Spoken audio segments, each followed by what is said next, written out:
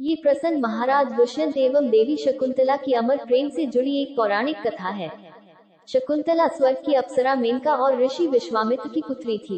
एक समय ऋषि विश्वामित्र की तपस्या भंग करने देवराज इंद्र ने अप्सरा मेनका को पृथ्वी पर भेजा था। मेनका ने अपने रूप और यौवन के प्रभाव से ऋषि विश्वामित्र की तपस्या भंग कर दी। बाद में उन दोनों के संसर्ग से ही शकुंतला का जन्म हुआ। जन्म के उपरांत ही मेनका ने शकुंतला का त्याग कर उसे वन में छोड़कर चली गई। फिर कर्ण ऋषि ने शकुंत नामक पक्षी से नवजात शकुंतला की रक्षा कर अपने आश्रम ले आए और पक्षी के नाम पर उसका नाम शकुंतला रख दिया। कर्ण ऋषि के आश्रम में ही शकुंतला का पालन पोषण हुआ। युवा होने पर शकुंतला अपनी मां मेनका की तरह ही सुंदर एवं रूपवती थी।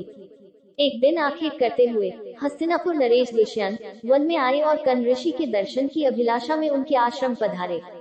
द्वार से ही उन्होंने ऋषि को पुकारा। पुकार सुनकर शकुंतला बाहर आई। शकुंतला के रूप को देखकर राजा दुष्यंत मंत्रमुग्ध हो गए। राजा दुष्यंत के पूछने पर शकुंतला ने उन्हें बताया कि कर्ण ऋषि तीर्थ यात्रा पर गए हुए हैं। उसने ये भी बताया कि वह कर्ण ऋषि की पुत्री हैं, लेकिन कर्ण ऋषि आजन्म ब्रह्मचारी थे। अतः शकुंतला का परिचय सुन राजा दुष्यंत आश्चर्य में पड़ गए। तब शकुंतला ने अपने जन्म और त्याग की कथा का वर्णन करते हुए बताया कि वह कर्ण ऋषि की दत्तक पुत्री है। शकुंतला को देखते ही राजा दुष्यंत उस पर मोहित हो गए और उसके प्रेम में पड़ गए। इधर शकुंतला ने भी राजा दुष्यंत को अपने हृदय में स्थान दे दी। इसलिए जब राजा ने उसके समक्ष विवाह प्रस्ताव रखा तो उसने स्वीकार कर लिया तथा वन में ही दोनों ने कर्ण ऋषि की अनुपस्थिति में गंधर्व विवाह कर लिया। विवाह के उपरांत कुछ समय तक राजा दुष्यंत शकुंतला के साथ आश्रम में ही रहे, किंतु राजपाट के दायित्व के कारण उन्हें राजमहल लौटना था। उन्होंने शकुंतला को वचन दिया कि कर्ण ऋषि के लौटने पर वह उसे विदा कर महल ले जाएंगे। फिर राजा ने प्रेम के प्रतीक स्वरूप शकुंतला को स्वर्ण मुद्रिका प्रदान की और हस्तिनापुर लौट गए। इस बीच एक दिन कर्ण ऋषि के आश्रम में दुर्वासा ऋषि पधारे और पुकार लगाए। राजा दुष्यंत के विचारों में खोई शकुंतला उनकी पुकार सुन नहीं पाई, जिसे दुर्वासा ऋषि ने अपना अपमान समझ लिया और शकुंतला को श्राप दे दिया कि जिस किसी के ध्यान में लीन होकर तूने मेरा अपमान किया है वह तुझे भूल जाएगा। दुर्वासा ऋषि का श्राप सुनकर शकुंतला का ध्यान टूटा और वह अपने विचारों की दुनिया से बाहर आई।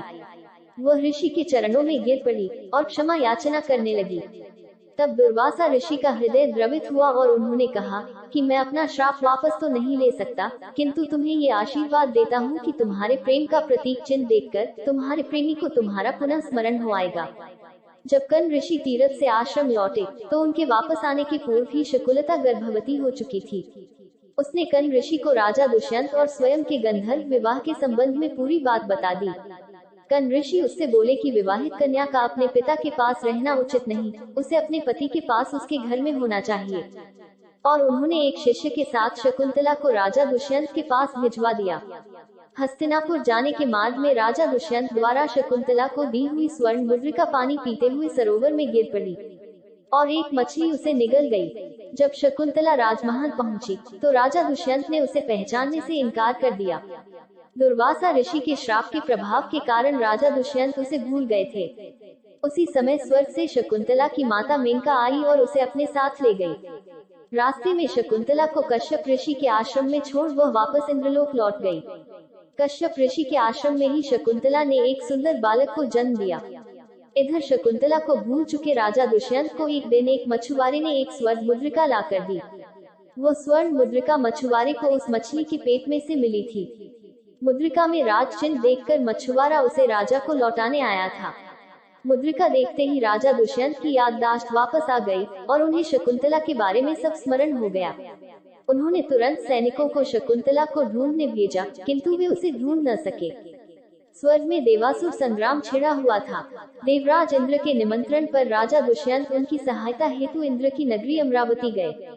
युद्ध में विजयी होने के उपरांत वे आकाश मार्ग से वापस लौट रहे थे कि उन्हें कश्यप ऋषि का आश्रम दिखाई पड़ा और वे उनके दर्शन के लिए रुक गए।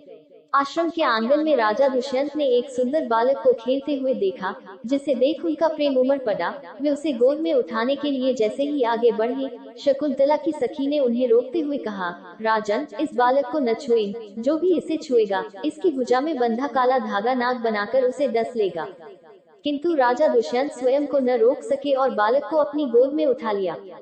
गोद में उठाते ही बालक की भुजा में बंधा काला धागा टूटकर गिर पड़ा। शकुंतला की सखी को ज्ञात था कि जब भी बालक का पिता उसे अपनी गोद में उठाएगा तो उसकी भुजा में बंधा काला धागा टूटकर गिर जाएगा।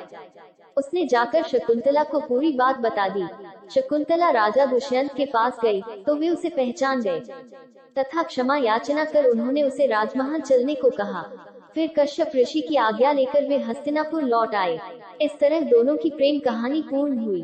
दोनों के उस पुत्र का नाम भरत था जो आगे चलकर एक पराक्रमी राजा हुआ और उसके नाम पर भारत का नाम भारतवर्ष पड़ा।